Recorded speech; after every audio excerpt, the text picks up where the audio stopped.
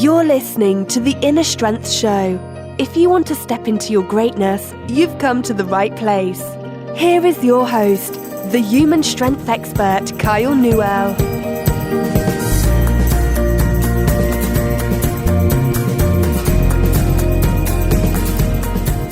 What's up, everybody? It's Kyle from Unlocking Your Inner Strength.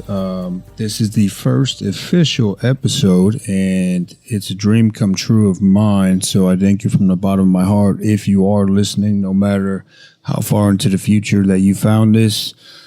But this is a really cool thing for me. So with that in mind, this whole show, the whole premise of this, everything in my life is geared at helping to inspire other people and inspiring other people to transform their lives. I hope if this show can just reach one person and change their life and put them on a new and better and different path than they're currently on, then it's been a success. You know, when I was younger and I used to think about doing stuff like this, and it was all about, okay, can I have the number one show, or can I be the number one YouTube guy? And, you know, as I've gotten wiser and developed and become more confident in myself, I don't really care about that stuff.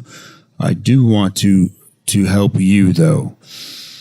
And it's all about stepping into your greatness. I'm going to help you find your true voice and your true art and your message to the world and a legacy that you're going to leave behind. And we're going to discuss and figure out, your journey of self-acceptance and significance in the 3 unspoken F words, not curse words. Mind you, you won't hear me curse very often. It's just not in my nature, but a lot of people focus solely on the financial, but we're going to be diving deep and getting clear on fulfillment in your life, freedom in your life, and fun in your life, and how they create a whole life for you. So, without further ado, the topic for today, and I think it's very appropriate, is resistance. And what I mean by resistance, we're not talking about strength training in this particular episode. It's resistance to become a better you. And if you've ever read Stephen Pressfield, his books, The War of Art and Turning Pro, have had huge influences on me as a person and an entrepreneur and an artist. When I say art, it doesn't mean I'm sitting there painting. That's not really what I'm good at. I'm talking about my unique creations. But resistance is going to rise up to get in our way anytime we're trying to go from a lower sphere to a higher sphere. So if you're working a dead-end job that you have no passion about, and you're trying to start your own business, or you're trying to start a nonprofit, or you're trying to do some amazing physical feat, resistance is going to show up. Now, if you were doing the flip side of that and you were trying to go from, let's say, being this great musician, and you had a great business and a great band, and you said, I'm going to go start working at McDonald's and flip burgers, there's going to be no resistance there. It's going to be an easy transition. So resistance only shows up when we're trying to go from a lower place to a higher place. And the reason I think this is appropriate for show number 1 is because, I've wanted to start a podcast for so long, and that was one of my goals coming into 2016. I have it on my big whiteboard in my office in the basement, and for a couple months, it was just written on the board. And then I talked to one of the guys in my mastermind group, and he sent me some resources, and I watched them, took some notes, and that's where it stayed for a few months. And then just recently, Memorial Day weekend, so not even a month ago, as of this recording, I ordered the microphone, which I'm speaking into now. And even sitting down today I had blocked off to do the first couple recordings, and things kept getting in my way. Emails that I had to take care of for Newell Strength, the gym that I own, or programs I had to create for new clients, or anything like that came up and tried to get me. So it's not coming up with the ideas or the thoughts that's hard. It's actually sitting down and doing it. Okay. And you know what I'm talking about if you've ever tried to create something meaningful before. There are ways that we can combat resistance, and that's the whole premise of Pressfield's second book, Turning Pro. But some of the stuff he had talked about in The War of Art were, number one, we need to remain a little bit stupid in our quest for greatness.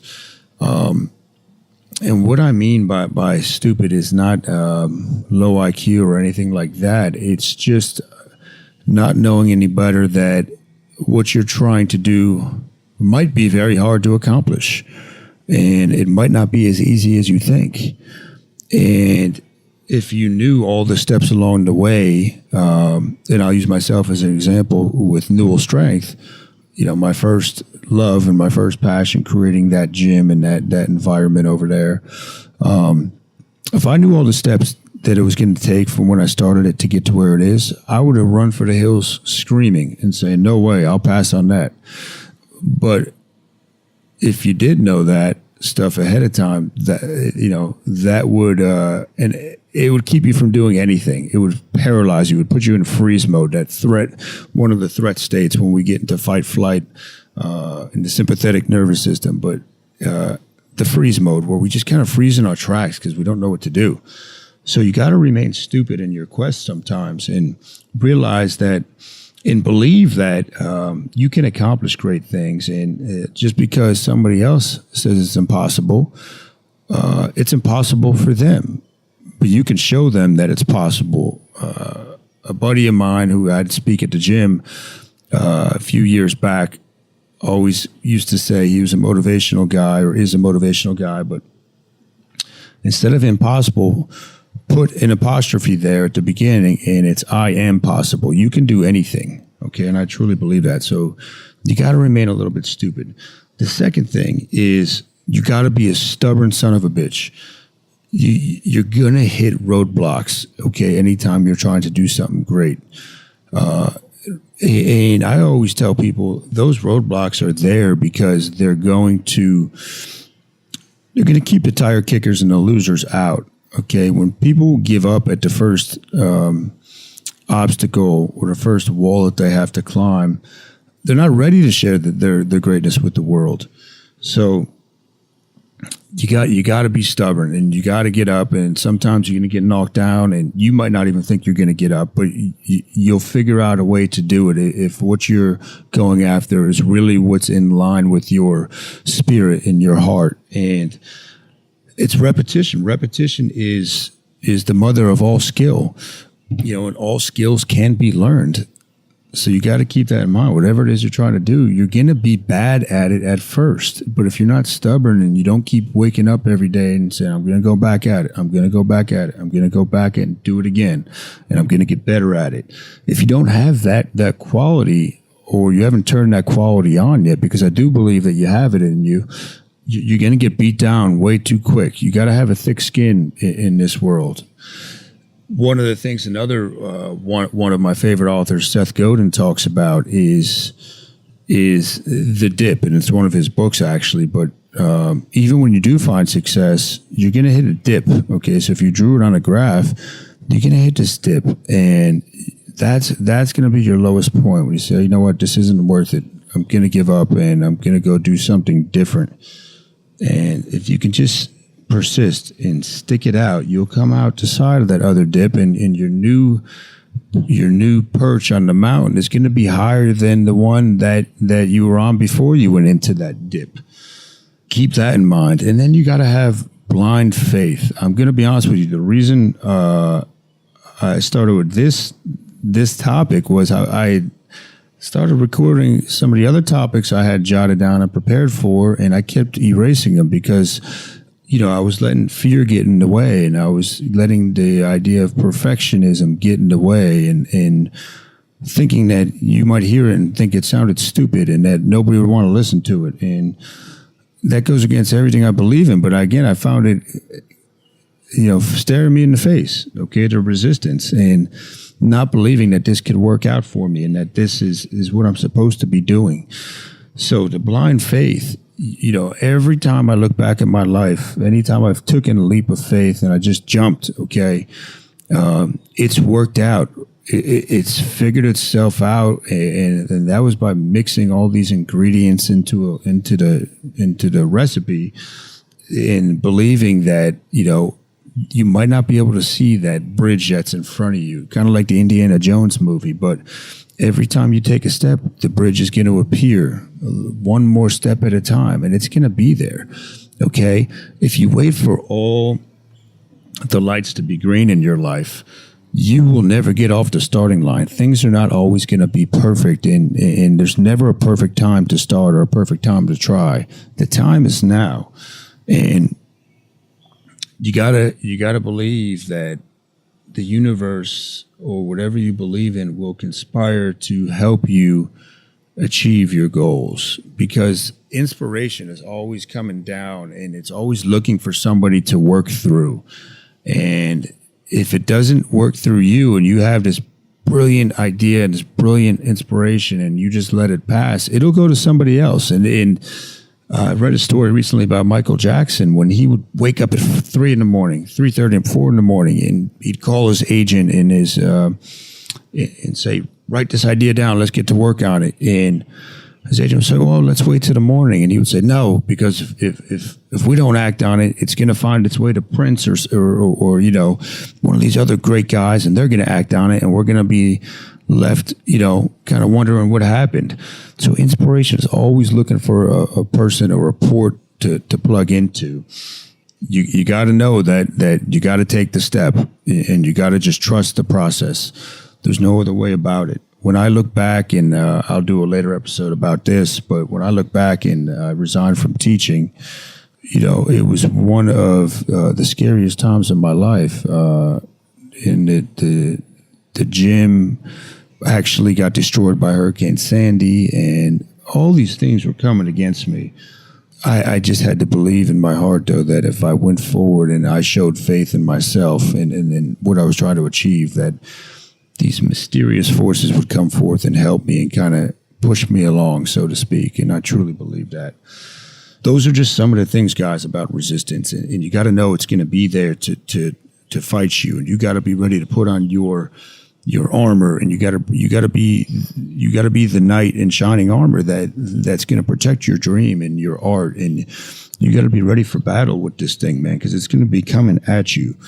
It's only going to strike when you're trying to do something great. So use resistance as a compass and as a tool to know that you're on the right path, and use it as your due north. Okay. If you don't face resistance when you're doing something, you're on the wrong path, and you're playing life too small. And remain stupid. Be a little bit naive. Believe that anything's possible. Be wildly optimistic. Everybody's brain is wired for the negative. It's a survival mechanism to be pessimistic, but you can be different. You can be optimistic and believe that you're going to change this world, because I believe that you can do it. And you got to be stubborn. Just keep waking up each day and trying to move the chains. That's one of the things we always harp on in my mastermind group is move the chains. Move the chains. You're not going for the touchdown pass. You're not going for the highlight reel right now. That's not how success happens. It's one small thing done over and over and over and repeatedly, millions of times, until you have this breakthrough. Remember what I said about overnight success? There's no such thing. Be stubborn. And remember that repetition is the mother of all skills. Just keep repeating it until you get great at it. And until your tribe starts finding you, because they will find you. And there's going to be somebody that connects with your voice, whatever the medium is that you're using for your art. There will be others out there to dig what you're putting down. So keep that in mind. And then blind faith, trust the process. I believe in you that you can do it, whatever it is you're trying to do. And know that there's other forces at work that are going to help you do it as well. And if you don't raise your hand and volunteer for those inspirations and those omens to kind of fill your sails and move you forward, they'll find somebody else. And, they don't show preference to people. They're just looking for the person that's ready at the right time. Realize that you got to step forward and be the person that you are meant to be. With that in mind, the next episode coming up, I'm going to be going over some cool stories from my history as far as my basketball career, which was my first love athletically, and then my bodybuilding career, and having a plan and being persistent and a burning desire. So, we know that resistance will show up, but I want you to see some real life examples of just being a stubborn SOB, like I said, and far outpacing my physical capabilities just because of the power of the mind and what I know to be true about the power of the mind. So, in closing, step into your greatness. Think of one thing that you can do today or tomorrow to move yourself forward. So we call that a +1. And a +1 is something you can do immediately. If it's something that puts you into a threat mode and gives you anxiety and you're not sure how it's going to work out and how you're going to do it, it's not a +1. You went too big. But a lot of +1s will add up to being great. And for you, that's how you're going to unlock your inner strength. So thank you so much for listening to this first episode. I appreciate it from the bottom of my heart. And I will be back with episode number 2, and we're going to keep the ball rolling, and hopefully I can inspire you in some small way. And if you like this, please tell your friends. And thank you. And I love you for listening to this. Thanks. You've been listening to The Inner Strength Show. If you enjoyed the show, remember to subscribe, rate, and review us in iTunes.